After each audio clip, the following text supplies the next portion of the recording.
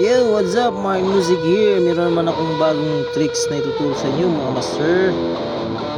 Di ko alam ang tawag ng bend na to mga master, pero sundan nyo lang to mga master.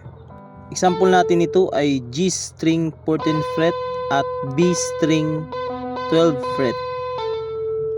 Ibibend mo yung G string 14 fret na magtutunog sila doon sa ating B string 12 fret. At take note, yung G string lang yung ibibend natin mga master. Involved din dito yung muting ng ibang mga strings. Muting ng ibang strings, yan. Practicein mo lang mga master.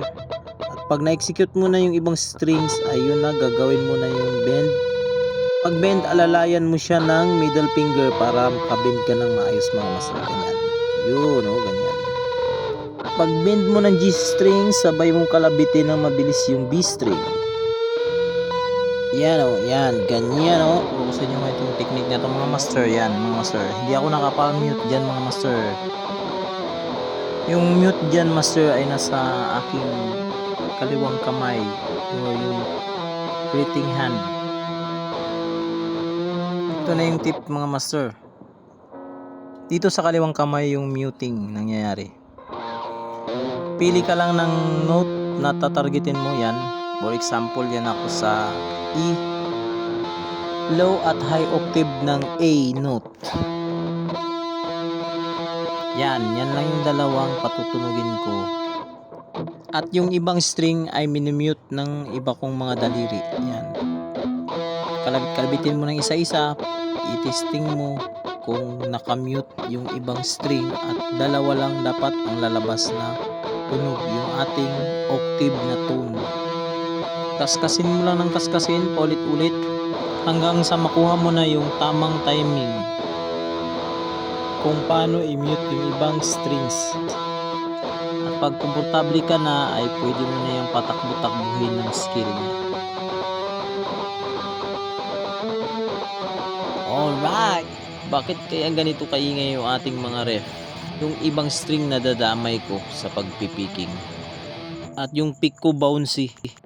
Ito yung palm muting technique.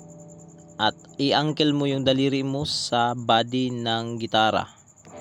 Pwedeng isang daliri, dalawang daliri, tatlo. Depende sa'yo kung anong komportable sa'yo. Ako, komportable ako ng dalawang naka-angle. Ito yung kagandahan ng palm muting na execute mo yung ibang string na hindi magtunog. Yung kinakalabit mo lang na strings yung tutunog.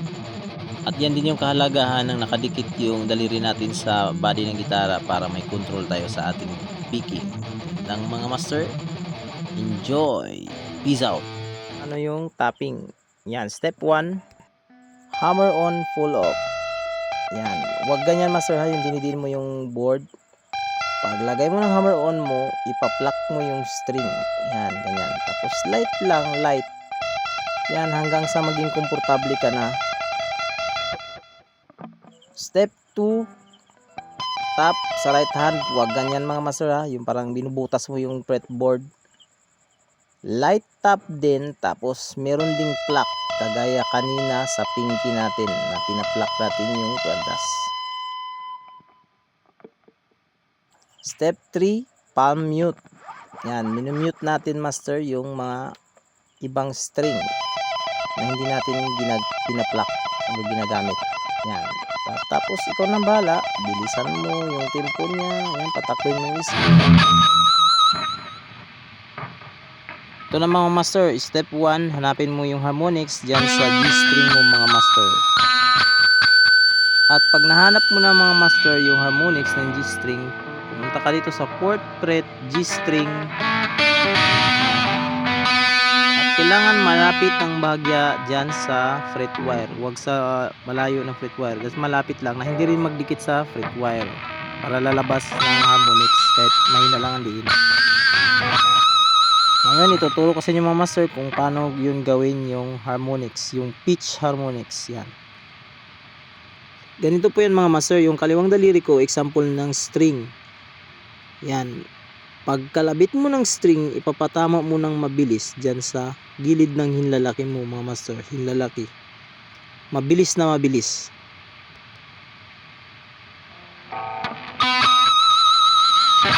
Yun lang, Mama Sir. Enjoy!